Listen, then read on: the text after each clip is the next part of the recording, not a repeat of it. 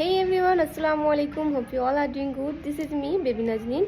তো আজ আমি যাচ্ছি আমার নতুন বছরের গজল শ্যুট করার জন্য। তো অনেক দিন পর কিন্তু আমি আপনাদের জন্য নতুন গজল নিয়ে এসেছি। তো ভাবলাম ছোট্ট একটি ব্লগ আপনাদের সাথে শেয়ার করি।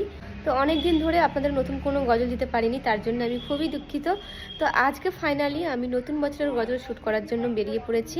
কোথায় শ্যুট করি এবং কী গজল শ্যুট করি সেটা দেখার জন্য ভিডিওটি কন্টিনিউ দেখতে থাকবেন। চলুন যাওয়া যাক আমার শুটিং স্পটে। আমি আমার লোকেশনে যাওয়ার জন্য বেরিয়ে পড়েছি, এখন রাস্তায় আছি। আর যে লোকেশনটিতে এসেছি এটা কিন্তু আপনাদের খুবই পরিচিত একটি লোকেশন। এই লোকেশনে কিন্তু আমি এর আগেও গজল শ্যুট করেছি। তো কোন গজলে শ্যুট করেছিলাম আপনারা যদি কেউ জেনে থাকেন তাহলে অবশ্যই কমেন্টে জানাবেন। আর এই ব্লগটি ছিল 29শে ডিসেম্বরের, আর সেদিন কিন্তু প্রচণ্ড ঠান্ডা ছিল। এতটাই ঠান্ডা ছিল যে আমি ব্লেজার পরে থাকা সত্ত্বেও কিন্তু খুবই কাঁপুনি দিচ্ছিল। আর আমরা যেহেতু নিউ ইয়ারের গজল শ্যুট করতে এসেছিলাম তাই একটু সন্ধ্যার দিকে এসেছিলাম যাতে লাইটিংগুলো ভালো করে দেখা যায়। আর এই ঠান্ডার মধ্যেও দেখতে পাচ্ছেন ভিড় কিন্তু এখানে ভালোই ছিল, অনেকেই কিন্তু এখানে ঘুরতে এসেছিল। পার্কের ভিতরে সমস্ত লাইট কিন্তু অন করা হয়ে গিয়েছিল, বাট তখনও কিন্তু একটু একটু আলো ছিল, তাই পুরোপুরি অন্ধকার হওয়া পর্যন্ত অপেক্ষা করছিলাম। আর এদিকে কিন্তু ফোয়ারা ডান্স হচ্ছিল। প্রত্যেকদিন সন্ধ্যাবেলা কিন্তু এখানে ফোয়ারা ডান্স দেখানো হয়। আর এদিকে কিন্তু আমার ক্যামেরাম্যান ক্যামেরা রেডি করে নিচ্ছে ভিডিও শুট করার জন্য। এবার কিন্তু আমি চটপট লিপগুলো দিয়ে নেব।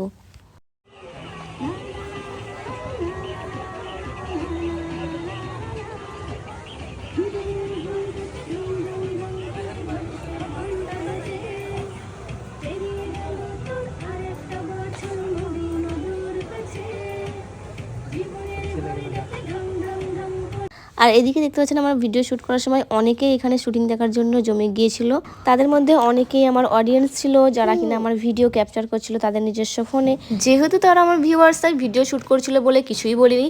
আর এত লোকের মাঝে কিন্তু আমার ভিডিও শ্যুট করতে একটু অসুবিধা হচ্ছিলই, বাট তাও কি করার, পার্কে যেহেতু এসেছি লোকজন তো থাকবেই। তবে সবচেয়ে বেশি সমস্যা হচ্ছিল যেদিন গিয়েছিলাম সেদিন কিন্তু প্রচণ্ড পরিমাণে ঠান্ডা ছিল। আর এই শীতের মধ্যে কিন্তু আমি ঠিকমতো ঠোঁটটাও নাড়াতে পারছিলাম না, মানে এতটাই ঠান্ডা যেন পুরো জমে বরফ হয়ে গিয়েছিলাম, এরকম ফিল হচ্ছিল।